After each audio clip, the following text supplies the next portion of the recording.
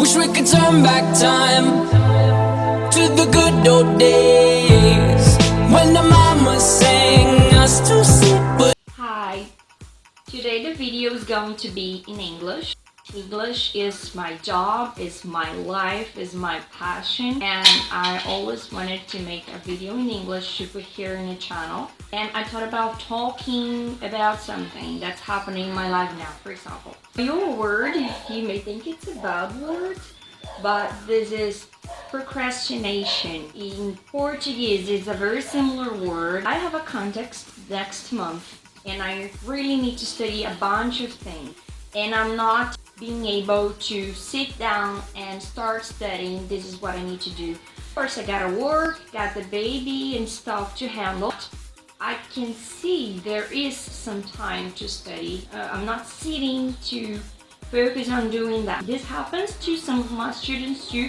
They have lots of things to do in life. Everybody has a bunch of things to do in life nowadays. We gotta work and study and handle everything. They just don't see the time to sit down and do the homeworks. Some of students that are kids, they tell me, teacher, I don't have time. You gotta find time to do things. We have to do these things. I was thinking about these examples about my students and my own example that I need to sit down and study for this context. I'm not being able to do this, and I was thinking, why?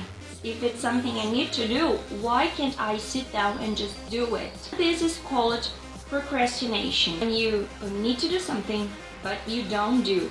You hang around with your friends, you watch videos, you play, but you never get to study. For example, today, I should have started studying, and I was sewing my pants, I was watching videos. I also started learning French. Je commençais à parler français. Je vais parler français. I must be speaking everything wrong, but I have a friend who's gonna help me with that. But you know, I could learn some sentences in French, do other stuff, but it's 3 o'clock in the afternoon and I didn't start studying yet. First thing you got to identify is, why do you procrastinate? Why do you postpone things you have to do? We have to find a reason. Recognize you are procrastinating. For example, I recognize that I am procrastinating this study. I recognize that I need to sit down and study this. So okay, I recognized.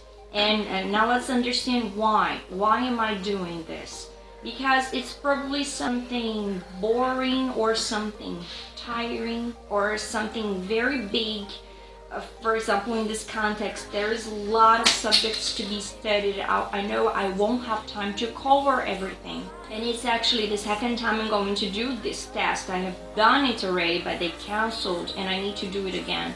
So I was like, oh, it passed and now I have to do everything again. So I'm angry about it. So we assume we are procrastinating. We understand why we are procrastinating. And now we have to start dividing this task so that it's not so difficult to resolve. For example, for this context, I can divide this into categories. For example, I get one subject, Portuguese. So today I'm going to study Portuguese, or this week I'm going to study only Portuguese, and divide the things so that we can not see the bigger picture, but we can see pieces of it.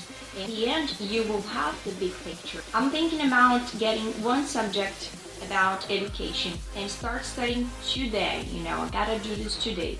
Because unless you start doing things you need to do, your brain keeps telling you, you gotta do this, you're late, you gotta do this. And this gives you a little depression inside, you know, you kind of think, in the end of the day, you say, oh God, I didn't do anything I should. Why? We should avoid procrastination because we have things to do. People are waiting for us to do something. Or you can lose everything. For example, if I lose this context because I didn't have time to study, which happened before, you know, I will be feeling sadder and sadder. So that's it. I think I talked everything I wanted to talk to you about.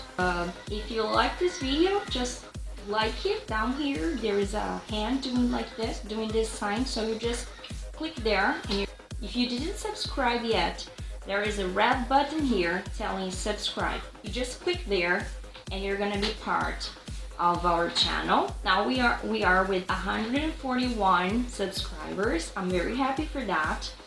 When we get to 150, I'm gonna send you kisses and kisses. That's it. I hope you enjoyed. Thanks so much. See you next week.